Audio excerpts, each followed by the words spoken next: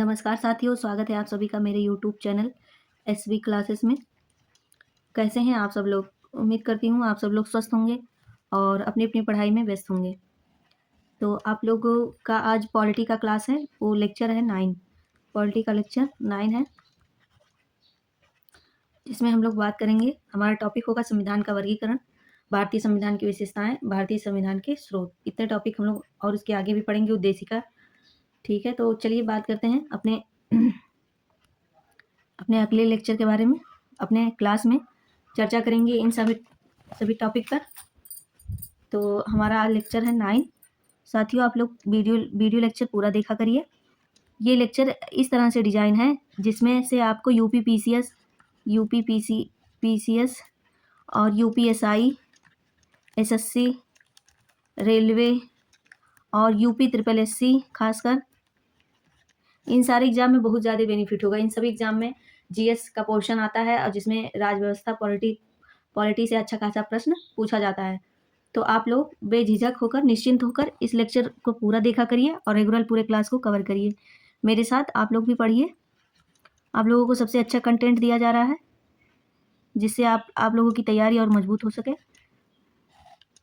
तो चलिए हम लोग पढ़ेंगे। अगर कोई आपसे इंटरव्यू में पूछे या फिर सवाल पूछे कि भारतीय संविधान दुनिया के अन्य संविधानों से अलग क्यों है, तो क्या आप आत्मविश्वास से जवाब दे पाएंगे?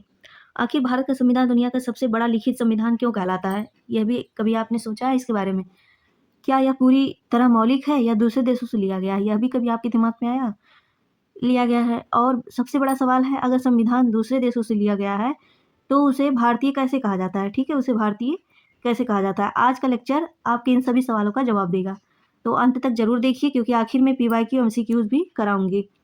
ठीक है, टॉपिक हमारा पहला है। टॉपिक लिख लेते हैं। टॉपिक है संविधान का वर्गीकरण। संविधान का वर्गीकरण, ठीक है,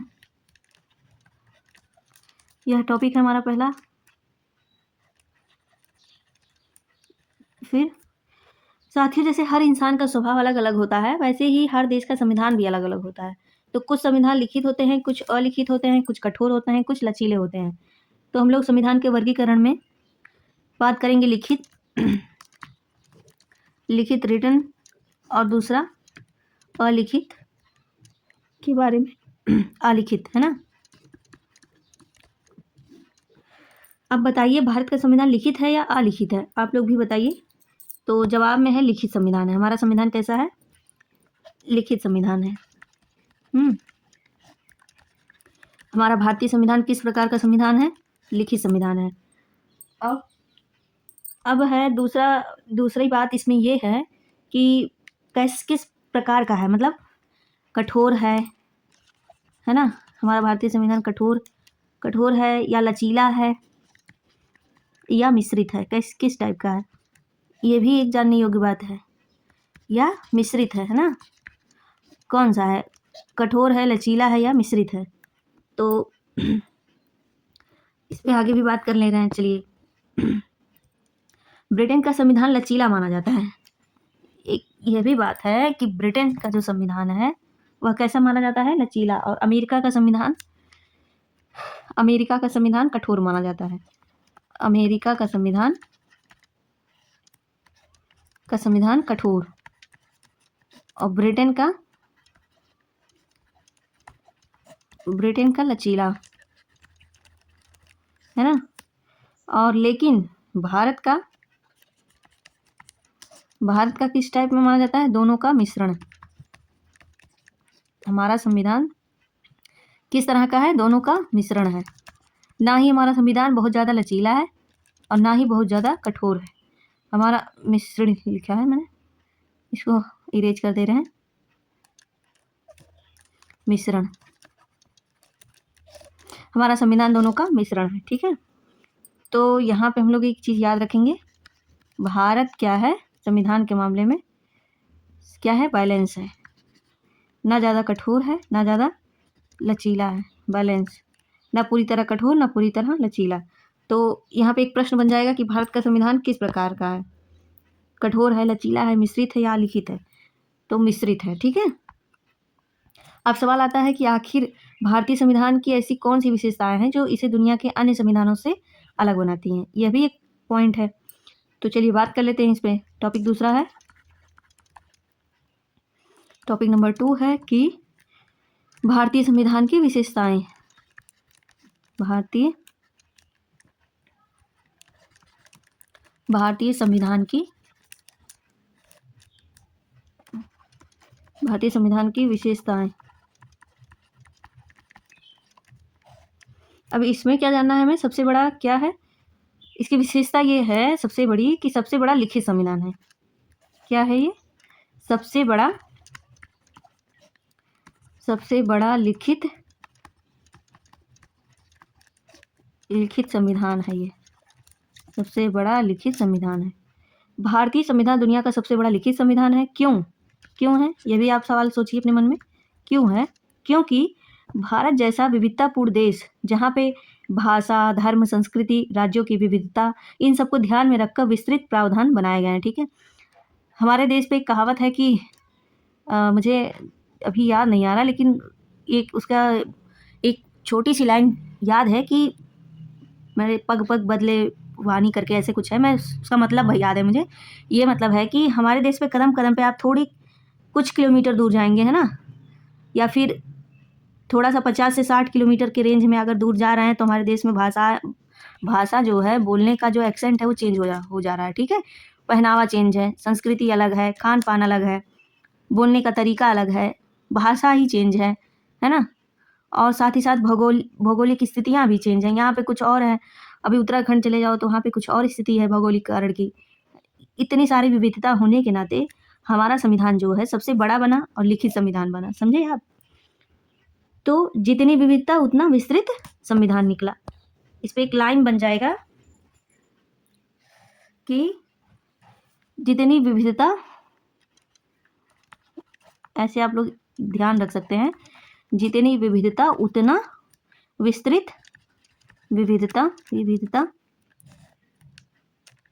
एक ही तरह रहेगा, विविधता उतना विस्तृत संविधान, जितनी विविधता उतना विस्तृत संविधान। अब दूसरा क्या है विशेषता में, संसदीय शासन प्रणाली है। क्या है हमारे देश में संविधान में? संसदीय क्या है? संसदीय शासन प्रणाली है। ठीक है, भारत ने ब्रिटेन की संसदीय व्यवस्था अपनाई है। भारत ने ब्रिटेन से क्या लिया है? यह व्यवस्था, संसदीय शासन प्रणाली कहाँ से ली है? ब्रिटेन से। भारत ने ब्रिटेन की संसदीय व्यवस्था अपना ली। ठीक है, अपनाई। राष्ट्रपति क्या होगा? संवैधानिक प्रमुख होगा। इससे क्या मिला हमें कि राष्ट्रपति जो है क्या है? संवैधानिक प्रमुख है। संवैधानिक राष्ट्रपति क्या है? संवैधानिक प्रमुख। राष्ट्रपति क्या है? संवैधानिक प्रमुख। और वास्तविक कार्यपालिका प्रधानमंत्री और मंत्रिपरिषद है। क्या है? यह भी हम लिख रहे हैं, वास्तविक कार्यपालिका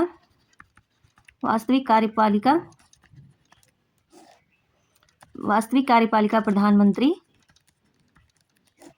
और मंत्रिपरिषद है। वास्तविक कार्यपालिका कौन है? प्रधानमंत्री, मंत्रिपरिषद। ठीक है, ये सारी चीज़ें हमें कहाँ से प्राप्त हुई? ब्रिटेन के संविधान से। ब्रिटेन के संविधान से हमने क्या लिया? संसदीय शासन प्रणाली ली। अब यहाँ पे प्रश्न बन जाएगा कि MCQ क्या बनेगा कि भारत में वास्तविक कार्यपालिका कौन है? MCQ बनेगा पहला कि भारत में, एक मिनट, भारत में MCQ हमारा है कि भारत में वास्तविक कार्यपालिका। देखिए, जो मुझे ज़्यादा ज़रूरी लग रहा है, जो कंटेंट, जो टॉपिक, जो बातें, वो मैं लिख दे रही हूँ। MCQs भी मुझे ज़रूरी लग रहा है कि ये क्वेश्चन पूछा जा सकता है, पूछने लायक क्वेश्चन है, इसलिए मैंने लिख दिया। अब आप नोट भी कर सकते हैं। भारत में वास्तविक कार्यपालिका कौन है? आप लोग बताइए। राष्ट्रपति है, B है राज्यपाल, वास्तविक कार्यपालिका कौन है? सी क्या है? प्रधानमंत्री। प्रधानमंत्री एवं मंत्रिपरिषद, मंत्रिपरिषद। और डी है संसद। कौन है भारत में वास्तविक कार्यपालिका कौन है? आप लोग बताइए। भारत में वास्तविक कार्यपालिका है प्रधानमंत्री एवं मंत्री परिषद। अब तीसरा है संघात्मक व्यवस्था प्लस और एकात्मक झुकाव। क्या है? संघात्मक व्यवस्था और एकात्मक झुकाव।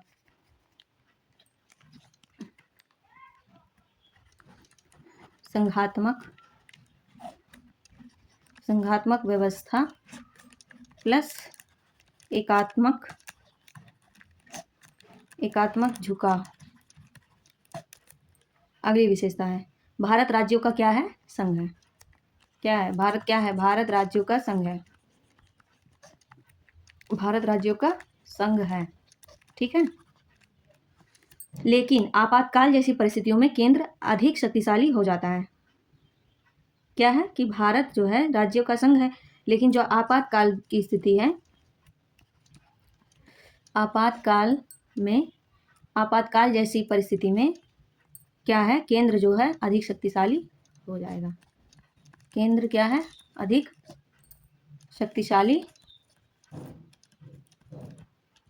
शक्तिशाली बनेगा। ठीक है। हम लोगों ने क्या पढ़ा? एकात्मक और संघीय व्यवस्था। और इसमें थोड़ा सा और जान लेंगे। इसमें यह बात है कि एक मिनट, संविधान में कहीं भी संघ फेडरेशन शब्द का प्रयोग नहीं किया गया है। ठीक है। लेकिन अनुच्छेद 1 में भारत को राज्यों का संघ यूनियन ऑफ स्टेट कहा गया। अभी मैंने आपको बताया कि भारत क्या है? राज्यों का क्या है? भारत क्या है? राज्यों का संघ है। और संघीय विशेषता क्या हो सकती हैं कि 2 सरकारें, शक्तियों का विभाजन, लिखित संविधान, द्विसदनात्मकता, संविधान की सर्वोपरिता, सर्वोच्चता आदि हो सकता है। एकात्मक गैर संघीय विशेषताएं क्या होंगी? मजबूत केंद्र होगा, एकल संविधान होगा, एकल नागरिकता होगी, एकीकृत न्यायपालिका होगी, अखिल भारतीय सेवाएं होंगी, आपातकालीन प्रावधान होंगे। और क्या हो सकता है इसमें? और इसमें ये सारी चीज़ें हमें जानने योग्य थी, जो मैंने आपको बोल के बता दिया। जो इम्पोर्टेंट था वो लिख दिया है। ठीक है। अब इसको याद कर लेते हैं यहीं पे। तो ट्रिक हमारा क्या बनेगा? एक मिनट। ट्रिक हमारा है सामान्य समय बराबर सामान्य, यहीं पे याद करना हमारी सबसे बड़ी प्राथमिकता है। सामान्य समय बराबर संघीय। क्या है? संघीय। और आपातकाल बराबर एकात्मक झुकाव। आपातकाल में क्या होगा? एकात्मक झुकाव। एकात्मक झुकाव मतलब केंद्र जो है, सारी शक्तियां केंद्र को मिल जाएगी, जिससे केंद्र जो है अधिक शक्तिशाली हो जाएगा। समझे आप लोग? तो ये सारी चीज़ें हैं इसमें। अब हम लोग बात करेंगे साथियों, अगला विशेषता है कि चौथा यह है कि स्वतंत्र न्यायपालिका हमारी आएगी। इसमें किसी का हस्तक्षेप नहीं होगा। संविधान स्वतंत्र न्यायपालिका के लिए सबसे जरूरी क्या है? किसकी रक्षा करेगा? संविधान की। और संविधान क्या बनाएगा वह? कि संविधान क्या है? सर्वोच्च है। संविधान क्या है? सर्वोच्च है। ठीक है। इसकी रक्षा कौन करेगा? सर्वोच्च न्यायालय। इसकी रक्षा सर्वोच्च न्यायालय करेगा। संविधान की रक्षा कौन करेगा? एक मिनट। संविधान की रक्षा कौन करेगा? संविधान, इसकी रक्षा सर्वोच्च न्यायालय करेगा। सुप्रीम कोर्ट करेगा। सर्वोच्च न्यायालय करेगा। सर्वोच्च न्यायालय करता है। ठीक है। अब इस पे एक PYQ का प्रश्न बनाया है कि संविधान का संरक्षक कौन है? संविधान का संरक्षक कौन है? सर्वोच्च न्यायालय है। अभी मैंने आपको बताया संविधान का संरक्षक कौन है? सर्वोच्च न्यायालय है। अब अगला है हमारा मौलिक अधिकार। मौलिक अधिकार कहाँ से लिया गया है? अमेरिका से। मौलिक अधिकार लिख दे रहे हैं। मौलिक अधिकार नागरिकों की स्वतंत्रता की रक्षा के लिए संविधान में मौलिक अधिकार दिए गए हैं। ठीक है, नागरिकों की स्वतंत्रता की रक्षा के लिए मौलिक अधिकार बनाए गए हैं। ठीक है, और मौलिक अधिकार नागरिकों के लिए हैं और इसकी विशेषता है यही कि नागरिकों की स्वतंत्रता की रक्षा हो सके, इसलिए यह बनाया गया है। ठीक है, अब हम लोग बात करेंगे किसकी रक्षा के लिए, नागरिकों की। एक छोटा सा की पॉइंट लिख देते हैं, नागरिकों की स्वतंत्रता की रक्षा के लिए। नागरिकों की स्वतंत्रता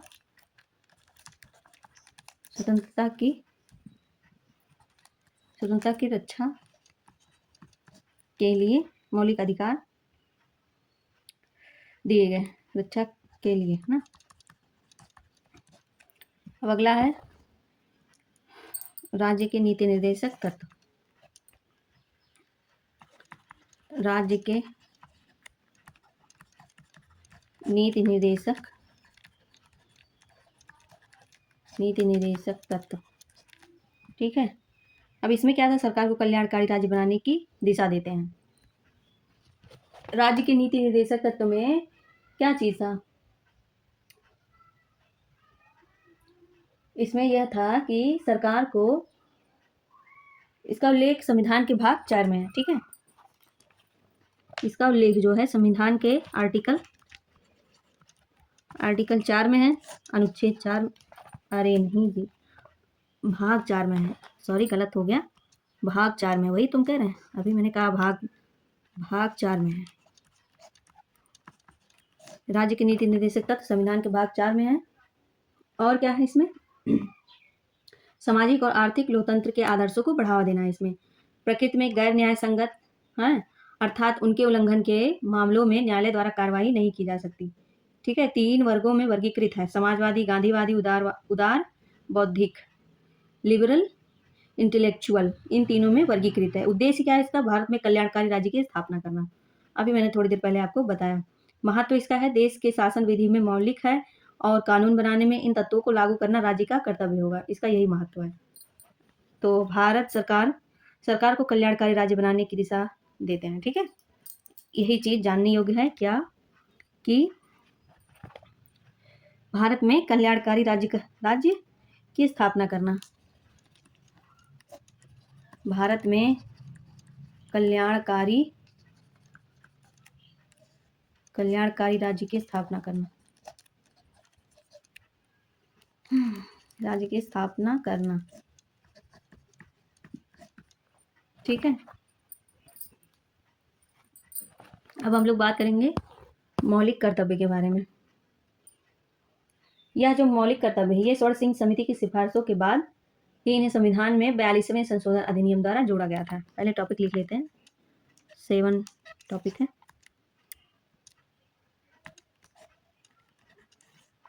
क्या है मौलिक कर्तव्य, मौलिक कर्तव्य। ठीक है, ये स्वर्ण सिंह समिति की सिफारिशों के बाद आया और 42वें, यही चीज याद रखना इसमें, 42वें संविधान 42वें संविधान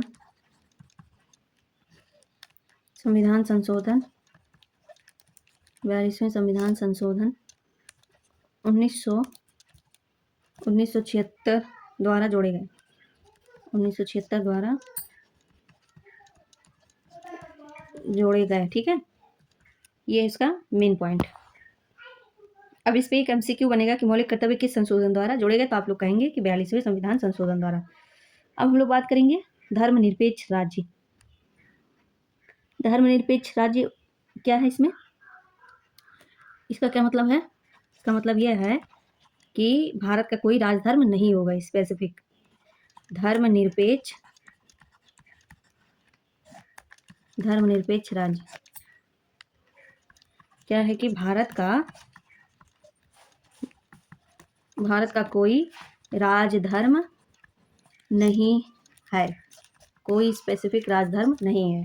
सभी धर्मों को समान सम्मान मिलता है हमारे देश में, सभी धर्मों को सभी धर्मों को समान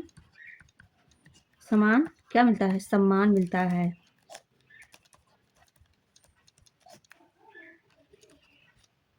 हमारा देश का राज्य क्या है? हमारा पूरा देश क्या है? किस तरह की विशेषता है यहाँ पे धर्म को लेकर कि यहाँ पे जो है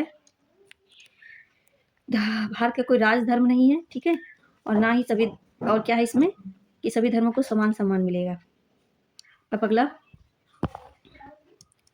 अगला है समाजवादी राज्य।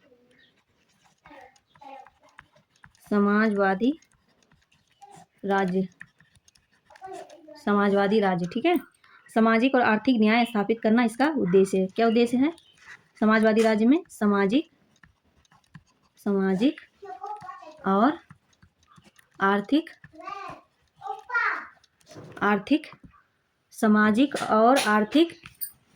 क्या करना है? सामाजिक आर्थिक न्याय स्थापित करना इसका उद्देश्य है। क्या उद्देश्य है? सबसे महत्वपूर्ण सवाल यहाँ पे ये आता है कि अगर भारतीय संविधान इतना अच्छा है तो इसके विचार आए कहाँ से, ठीक है, ये भी तो एक सवाल है। आप लोग इस बारे में बताइए मुझे कि अब ये सवाल है कि भारतीय संविधान इतना अच्छा है तो इसके विचार आए कहाँ से, ये भी तो एक बात है जानने योग्य। अब हम लोग आगे बढ़ेंगे संविधान के स्रोत के बारे में। अगर इसमें और कोई इम्पोर्टेंट विशेषता लगती है तो मैं बता दे रही हूँ, ठीक है, चलिए मैं बता देती हूँ। जितना मैंने लिखा था उतना आपको बताया कि और बता दे रहे हैं। एकल नागरिकता है। क्या है? एकल नागरिकता। एकल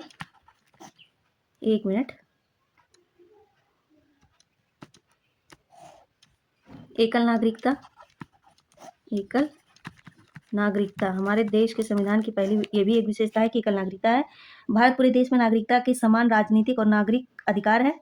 यूएसए प्रत्येक व्यक्ति न केवल यूएसए का नागरिक है बल्कि उस विशेष राज्य का भी नागरिक है जहां वह रहता है। लेकिन हमारे देश में एकल नागरिकता की पद्धति को अपनाया गया है, ठीक है। तो आप लोग यहाँ पे ध्यान देंगे। स्वतंत्र निकाय है, ठीक है। हमारा देश क्या है? स्वतंत्र निकाय है। लोकतांत्रिक प्रणाली के नींव जो है जैसे निर्वाचन आयोग हो गया, नियंत्रक और महालेखा परीक्षक हो गया, संघ लोक सेवा आयोग हो गया, राज्य लोक सेवा आयोग हो गया, ठीक है। ये सब क्या है? एकल निकाय है। आपातकालीन प्रावधान। अब आपातकालीन प्रावधान भी है हमारे देश में, इसके बारे में भी हम लोग जान लेंगे, ठीक है। आपातकालीन प्रावधान है ना। एक मिनट, आप लोग मुझे एक क्वेश्चन का जवाब दीजिए कि आपातकालीन प्रावधान जो है ये किस देश से लिया गया है। तब तक आप लोग बताइए, 1 मिनट का समय लीजिए।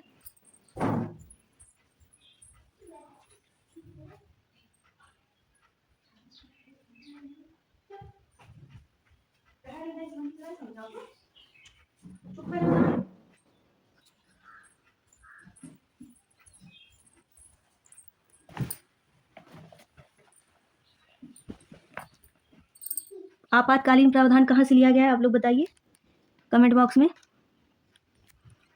आपातकालीन प्रावधान, ठीक है।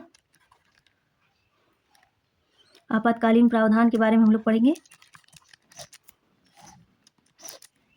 अब इसकी विशेषता यह है कि प्रावधानों के पीछे तर्कसंगतता है। इसके पीछे कुछ तर्कसंगत बातें हैं जैसे कि देश की संप्रभुता, एकता, अखंडता और सुरक्षा, लोकतांत्रिक राजनीतिक व्यवस्था और संविधान की रक्षा करना है, ठीक है। राष्ट्रीय आपातकाल किस अनुच्छेद से है? अनुच्छेद 352, ठीक है। और राज्य आपातकाल या राष्ट्रपति शासन कहाँ से है? अनुच्छेद 356 और अनुच्छेद 365 से। ये सारी चीज़ें आपको बताई जाएंगी एक अलग लेक्चर में, अलग टॉपिक है, इसका चैप्टर ही अलग है। और द्वितीय आपातकाल है। अद्वितीय विशेषता इसकी क्या है कि आपातकाल के दौरान संविधान में औपचारिक संशोधन किए बिना संघीय ढांचा, फेडरल स्ट्रक्चर, एकात्मक ढांचे, यूनिटरी स्ट्रक्चर में परिवर्तित हो जाता है, ठीक है। इसका किस में परिवर्तित हो जाता है? एकात्मक ढांचे में परिवर्तित हो जाएगा। अब हम लोग बात करेंगे त्रिस्तरीय सरकार। त्रिस्तरीय सरकार जो है 73वां संविधान संशोधन अधिनियम 1992 के तहत पंचायतों को संवैधानिक मान्यता भाग 9 अनुसूची 11 से मिली, ठीक है। और 74वां 74वां संविधान संशोधन अधिनियम 1992, नगर पालिकाओं को संवैधानिक मान्यता मिल गई। ठीक है। अनुच्छेद 40 में क्या हुआ? ग्राम पंचायतों का गठन। ये किस सिद्धांत के अनुसार हुआ? गांधीवादी सिद्धांत के अनुसार हुआ। ग्राम पंचायतों का गठन, ग्राम पंचायतों का गठन, ग्राम पंचायतों का गठन किस सिद्धांत से हुआ? गांधीवादी सिद्धांत, गांधीवादी सिद्धांत। अब सहकारी समितियां, इसके बाद यह आ जाएगा सहकारी समितियां। 97वां संविधान संशोधन अधिनियम 2011 था। सहकारी समितियां किसके तहत आई थी? ये जान लीजिए आप लोग। सहकारी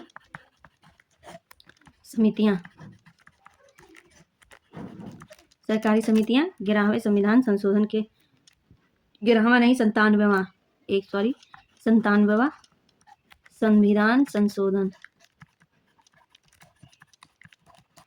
और 2011 में आया था। ठीक है। इसमें क्या था कि सहकारी समितियों को संवैधानिक दर्जा सुरक्षा प्रदान किया गया। साथ ही सहकारी समितियां बनाने का अधिकार मूल अधिकार अनुच्छेद 19 से है। ठीक है। सहकारी समितियों को बढ़ावा देने के बारे में एक नया राज्य का नीति निर्देशक तत्व DPSP जोड़ा गया अनुच्छेद 43 ख के तहत। सहकारी समितियां नामक एक नया भाग 9 का ख जोड़ा गया। ठीक है। इतनी सारी चीजें हमें जाननी जरूरी थी, जो मैंने कुछ बोल के और कुछ चीजें जो ज्यादा इंपॉर्टेंट थी वो लिखवा के बता दी आपको। अब हम लोग बात करेंगे संविधान के स्रोत के बारे में। ये अभी तक हम लोग बात किए विशेषता, अब बात करेंगे संविधान के स्रोत। अगला टॉपिक है हमारा टॉपिक 3 है संविधान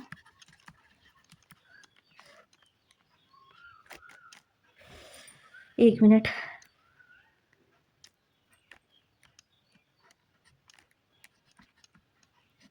संविधान के स्रोत, संविधान के स्रोत। ठीक है। भारत का संविधान पूरी तरह किसी एक देश की नकल नहीं है। ठीक है। ये चीज़ आप लोग ध्यान रखिएगा कि भारत का संविधान पूरी तरह किसी एक देश की नकल नहीं करता। इसने दुनिया के श्रेष्ठ संवैधानिक विचारों को अपनाया और भारतीय परिस्थितियों के अनुसार उसे ढाला। अब हम लोग बात करेंगे कहाँ से कौन सा प्रावधान लिया गया। अब ब्रिटेन, सबसे पहले ब्रिटेन की बात करेंगे। ब्रिटेन से क्या है? ब्रिटेन से संसदीय प्रणाली का प्रावधान लिया गया। संसदीय प्रणाली और विधि का शासन,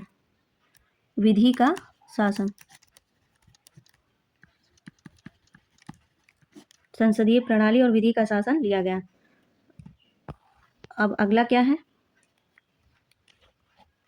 अमेरिका से कौन से प्रावधान लिए गए? अमेरिका से मौलिक अधिकार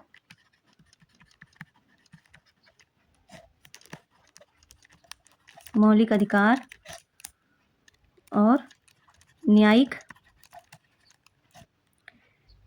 पुनरावलोकन का सिद्धांत लिया गया। यही प्रावधान कहाँ से लिया गया था? अमेरिका से। आप लोग पेशेंस रखिए, आपको सारी चीज़ें लिखकर और समझाकर जितना ज़रूरी है हमारे एग्जाम पॉइंट ऑफ व्यू से सारी चीज़ें बताई जाएंगी। अमेरिका से क्या लिया गया? मौलिक अधिकार, न्यायिक पुनरावलोकन का सिद्धांत लिया गया। ठीक है। अब अगला हम लोग जानेंगे आयरलैंड। आयरलैंड से क्या लिया गया? आयरलैंड से नीति निर्देशक तत्व लिए गए।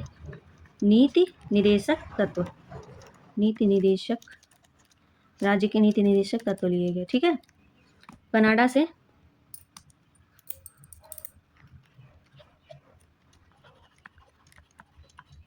से क्या लिया गया? संघीय व्यवस्था में मजबूत केंद्र। क्या लिया गया? संघीय व्यवस्था में मजबूत केंद्र। ऑस्ट्रेलिया से क्या लिया गया था?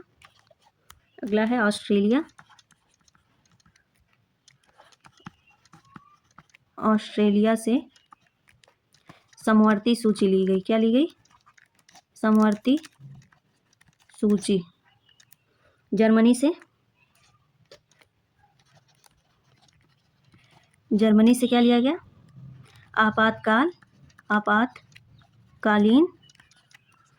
आपातकालीन प्रावधान लिए गए।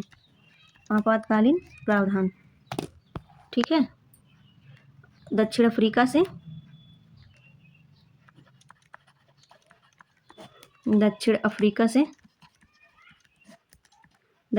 से क्या लिया गया? संविधान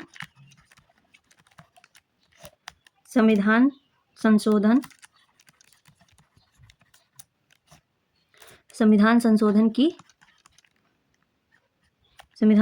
की प्रक्रिया। कहाँ से लिया गया? दक्षिण अफ्रीका से। अब अगला, रूस से क्या लिया गया? मौलिक कर्तव्य।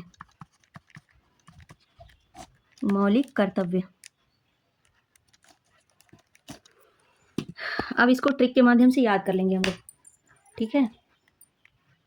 1 मिनट, ट्रिक हमारा बनेगा इस पर। ट्रिक है, ब्रिटेन सरकार, अमेरिका अधिकार, आयरलैंड नीति, रूस कर्तव्य। मेरे साथ बोला करिए आप लोग। मैंने एक बहुत बढ़िया ट्रिक इस पे बनाया है कि ब्रिटेन, देखिए सबसे मेन हमारा टारगेट है आपको याद करवाना, समझाना, कंसेप्ट बताना, साथ ही साथ उस चीज़ को याद करवा देना। ब्रिटेन सरकार, 1 मिनट, ब्रिटेन सरकार, अमेरिका अधिकार,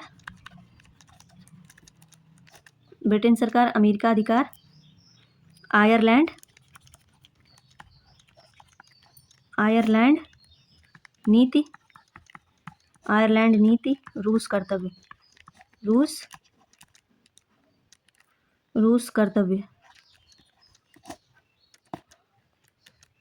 ठीक है। इतना शानदार ट्रिक बना है, आप लोग इसे कमेंट बॉक्स में जरूर लिखिएगा। अब इस पे PYQ के प्रश्न क्या हैं कि राज्य के नीति निर्देशक तत्व किस देश से लिए गए हैं, तो आप लोग बताइए कमेंट बॉक्स में, और ये पूरा ट्रिक भी लिखिएगा ऐसे ही इसी फॉर्मेशन में। अब रैपिड फायर कर लेते हैं क्वेश्चन, MCQs, ठीक है। हम बोल दे रहे हैं, आप लोग उसका जवाब दीजिएगा कमेंट बॉक्स में। पहला है कि मौलिक अधिकार किस देश से लिए गए, आप लोग बताइए। दूसरा है समवर्ती सूची किस देश से लिया गया, यह भी बताइए। संसदीय शासन प्रणाली किस देश से संबंधित है, यह भी बताइए। मौलिक कर्तव्य किस देश से लिया गया, और संविधान संशोधन की प्रक्रिया कहाँ से ली गई, यह भी बताइए आप लोग। अब हम लोग बात करेंगे फाइनल रिवीजन की। 2 मिनट में रिवीजन कर लेते हैं, ठीक है। भारत क्या है? लिखित प्लस मिश्रित संविधान। आप लोग का यहीं पर रिवीजन भी करा दिया जा रहा है, याद करवाने के साथ साथ रिवीजन। भारत क्या है? लिखित प्लस मिश्रित संविधान।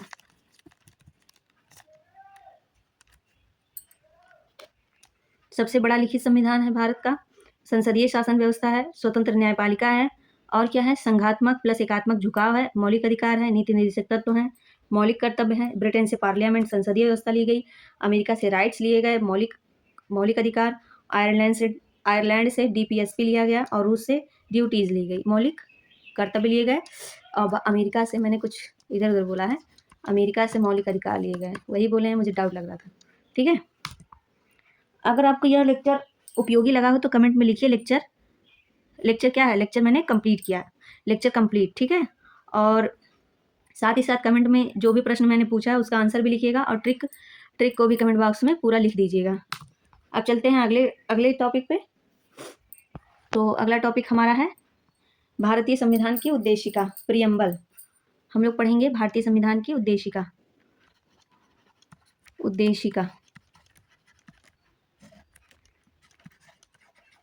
में प्रियम्बल। 1 मिनट, प्रियम्बल, ठीक है। साथियों, अगर कोई आपसे सिर्फ एक सवाल पूछे कि भारत किस प्रकार का राष्ट्र है, तो आपका जवाब क्या होगा? तो आप उसका उत्तर सिर्फ 1 मिनट में दे सकते हैं। अगर नहीं तो आज का लेक्चर आज का ये अगला टॉपिक जो है इस विषय में बताएगा आपको। तो क्योंकि इसमें यह चीज़ है कि भारतीय संविधान की उद्देशिका केवल कुछ पंक्तियाँ नहीं है, बल्कि पूरे संविधान का क्या है, दर्शन है, फिलॉसफी है। ठीक है, डॉक्टर भीमराव अम्बेडकर जी ने संविधान बनाया, लेकिन संविधान की आत्मा कहाँ रहती है, इसका उत्तर हमें उद्देशिका में मिलता है। उन्होंने उद्देशिका में बताया। और याद रखिए, यह कंटेंट, यह टॉपिक, यह पूरा लेक्चर यूपी पीसीएस, यूपीएसआई और अन्य वनडे एग्जाम से संबंधित सभी टॉपिक से इस सभी पेपर में इस टॉपिक से प्रश्न पूछा जाता है। तो आप लोग एकदम निश्चिंत होकर पूरी एकाग्रता के साथ पूरा लेक्चर वीडियो पढ़ा करिए और देखिए उसको। जो भी मैं आपसे कमेंट में पूछूं लिखने के लिए, लिखा करिए। इससे हमारा आपका संवाद बना रहता है और रिटेंशन हम दोनों आपका और मेरा ठीक रहता है, और मुझे भी मोटिवेशन मिलता है। हाँ, लोग पढ़ रहे हैं, लोगों को समझ में आ रहा है। अब इस उद्देशिका के बारे में हम लोग जान लेंगे। मान लीजिए आप कोई किताब खरीदते हैं, क्या आप सीधे पहला अध्याय पढ़ते हैं? नहीं, ऐसा नहीं करते आप। सबसे पहले आप उसकी भूमिका पढ़ते हैं, ताकि समझ सकें कि लेखक क्या कहना चाहता है पूरे किताब में, हमें क्या समझाना चाहता है ना। तो ये जो हमारा, ठीक इसी प्रकार जो संविधान की भूमिका को उद्देशिका कहा जाता है। संविधान की भूमिका को क्या कहा जाता है? उद्देशिका। तो इसको हम लोग लिखेंगे कि प्रियम्बल बराबर संविधान की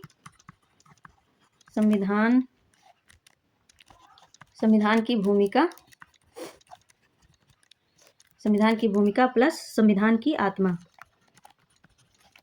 क्या है? संविधान की आत्मा। ठीक है, अब इसका एक और इसके बारे में जानेंगे हम लोग। 1 मिनट, इसको छोटा करते हैं। सबसे महत्वपूर्ण प्रश्न है कि उद्देशिका किस पर आधारित है। उद्देशिका जो हमारी है, प्रियम्बल, किस पर आधारित है? तो आप लोग बताइए। उद्देश्य प्रस्ताव पर आधारित है। किस पर आधारित है? उद्देश्य प्रस्ताव पर।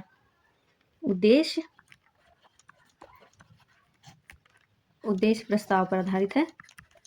ठीक है, हमारी उद्देशिका किस पर आधारित है? उद्देश्य प्रस्ताव पर आधारित है। तो 13 दिसंबर 1946 को पंडित जवाहरलाल नेहरू ने उद्देश्य प्रस्ताव प्रस्तुत किया और 22 जनवरी 1947 को संविधान सभा ने उसे स्वीकार किया।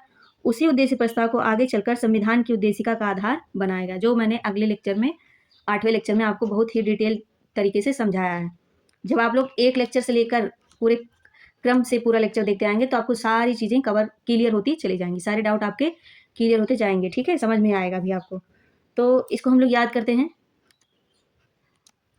याद करने का हमारा बेस्ट ट्रिक क्या है कि ऑब्जेक्टिव रिजोल्यूशन बराबर प्रियम्बल। तो पहले उद्देश्य, फिर क्या बना? उद्देशिका। इंग्लिश में लिख दे रहे हैं, फिर हिंदी में भी लिख देते हैं। बहुत ही सुंदर सा ट्रिक बनेगा इस पे। ऑब्जेक्टिव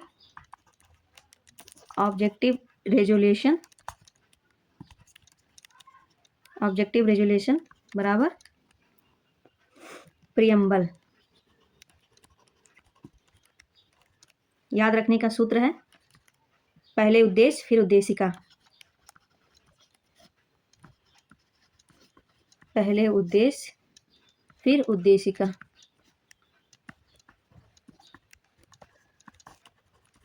पहले उद्देश्य फिर उद्देशिका।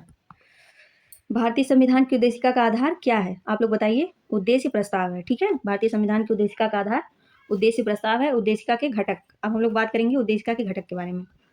ठीक है, उद्देशिका के घटक। उद्देशिका के घटक। अब हम लोगों ने उद्देश्य प्रस्ताव जाना, उद्देशिका जानी।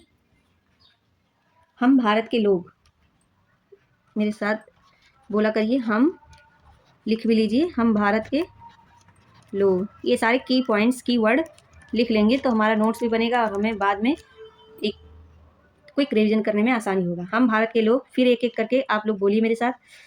हम भारत के लोग, पहला है, बोला करिए, स्रोत। हम भारत के लोग, पहला है स्रोत। स्रोत क्या है? हम भारत के लोग। हम भारत के लोग। हम भारत के लोग। दूसरा है राज्य का स्वरूप। राज्य का स्वरूप। राज्य का स्वरूप। राज्य का स्वरूप क्या है? संपूर्ण प्रभुत्व संपन्न। क्या है? संपूर्ण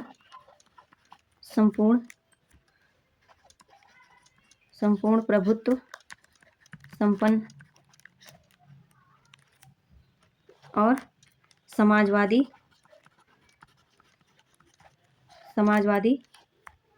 पंथनिरपेक्ष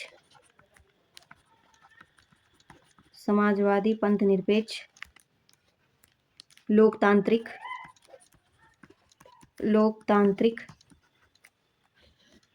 और गणराज्य, ये हैं हमारे उद्देशिका के घटक मेनली, और भी हैं तो आप लोग मेरे साथ लिखा करिए और बोला करिए। तीसरा है उद्देश्य। उद्देश्य है क्या क्या? उद्देश्य हमारा क्या है? न्याय। एक मिनट। न्याय हमारा उद्देश्य है, न्याय करना। और स्वतंत्रता है हमारा उद्देश्य, सबकी स्वतंत्रता रहे। और तीसरा है घटक है, ये सब आप लोग ध्यान दीजिए। तीसरा है समानता, जो हमें जानना बेहद जरूरी है। और है बंधुता। अब आप लोग, अगर परीक्षा में पूछा जाए कि उद्देशिका के कितने मुख्य घटक हैं, तो घबराइए मत, केवल 3 याद रखिए, स्रोत, स्वरूप और उद्देशिका। क्या याद रखना है? घबराना नहीं है। क्या याद रखना है? पेपर में पूछा जाएगा कि क्या क्या पूछा जाएगा, कितने घटक हैं, तो हम लोगों को बताना है 3। सबसे मेन 3 है। स्रोत है, एक मिनट कर सर, और वो कर लेते हैं। स्रोत, स्वरूप और उद्देश्य। स्रोत, स्वरूप, उद्देश्य। ठीक है, स्रोत, स्वरूप, उद्देश्य। SSU फॉर्मूला बना लेते हैं। SSU formula.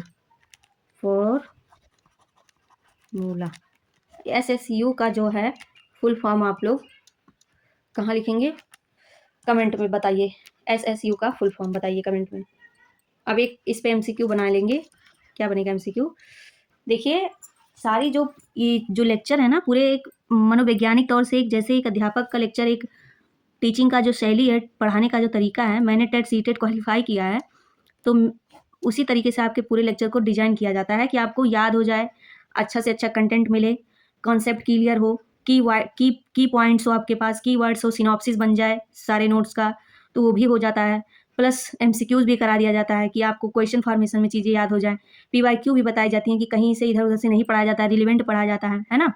साथ ही साथ ट्रिक बताया जाता है कि याद हो जाए, किसी भी तरीके से याद करना है हमारा मेन उद्देश्य है। तो सारी चीज़ें हमें तो लगता है पूरे बैलेंस के साथ और वेल प्रिपरेशन के साथ हम पढ़ा रहे हैं आपको। बस आपको हमारा साथ देना है, हमसे जुड़े रहना है, पूरा वीडियो लेक्चर पूरा देखते रहना है। ठीक है, आप लोग विश्वास रखिए, यकीन करिए। आने वाले अपकमिंग एग्जाम में जैसे UP PCS होगा, उसका प्री मेंस हम नहीं कह रहे हैं, प्री UP PCS का प्री UPSI से पूरे पॉलिटी का जो सिलेबस है वो तो पूरा 100% ही कवर है, कहीं और पढ़ने की ज़रूरत नहीं है।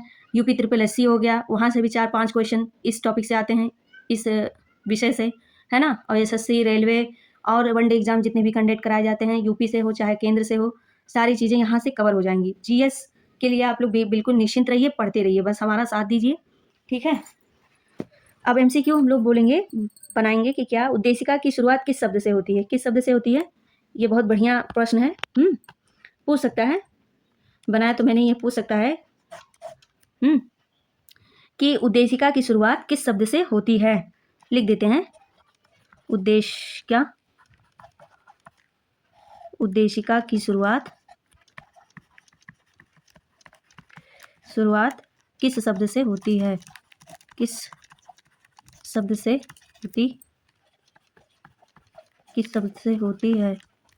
शब्द से होती है? हम ए है, ए क्या है? भारत सरकार।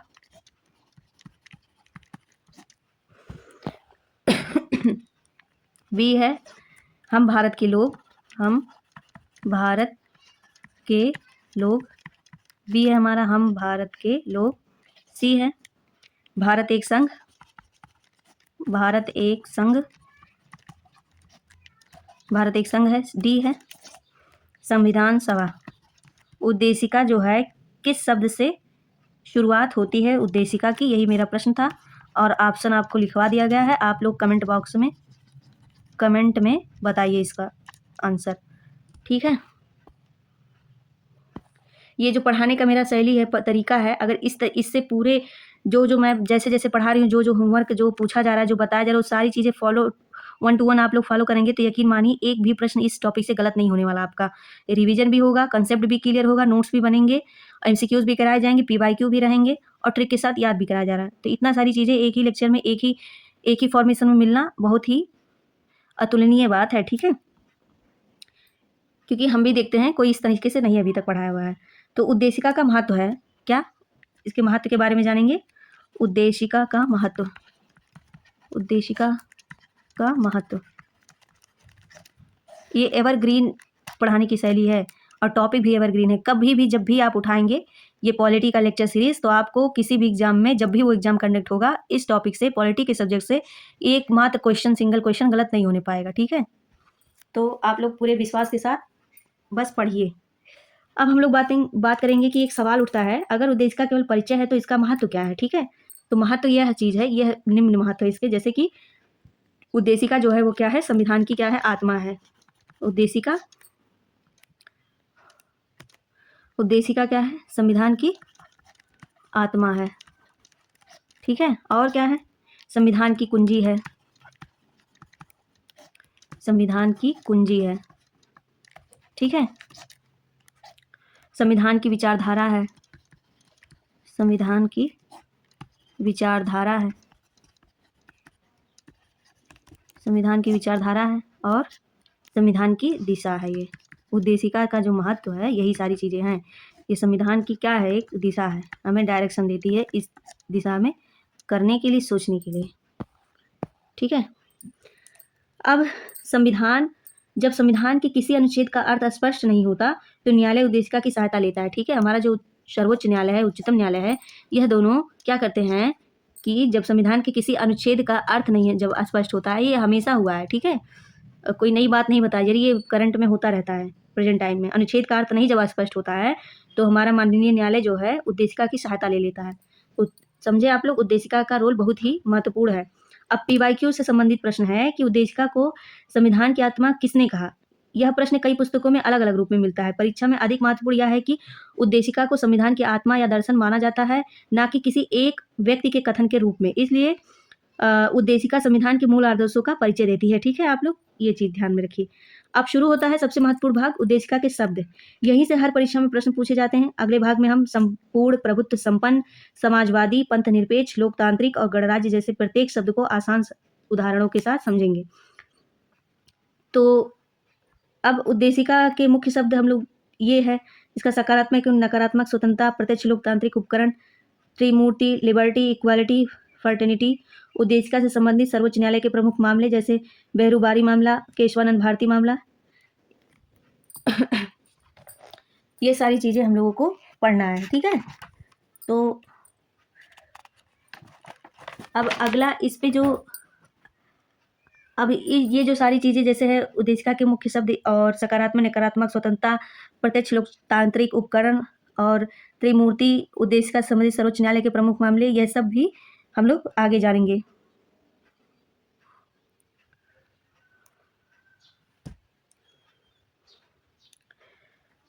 तो हमें लगता है वीडियो लेक्चर हमारा यहाँ तक कंप्लीट हो जाना चाहिए, अब ज़्यादा बहुत बड़ा हो जाएगा। तो आज का लेक्चर यहीं पे समाप्त करते हैं। आप लोगों को कैसा लगा वीडियो कमेंट बॉक्स में ज़रूर बताइए। मेरे वीडियो लेक्चर को लाइक करिए, शेयर करिए और चैनल को सब्सक्राइब भी करिए। आप लोग देख लेते हैं लेकिन चैनल नहीं सब्सक्राइब करते हैं, ऐसा करिए ताकि मेरा भी मोटिवेशन बना रहे पढ़ाने का, ठीक है। तब तक अपना ख्याल रखिए, अपनी पढ़ाई को बेहतर और बेहतर बनाते रहिए। जय हिंद।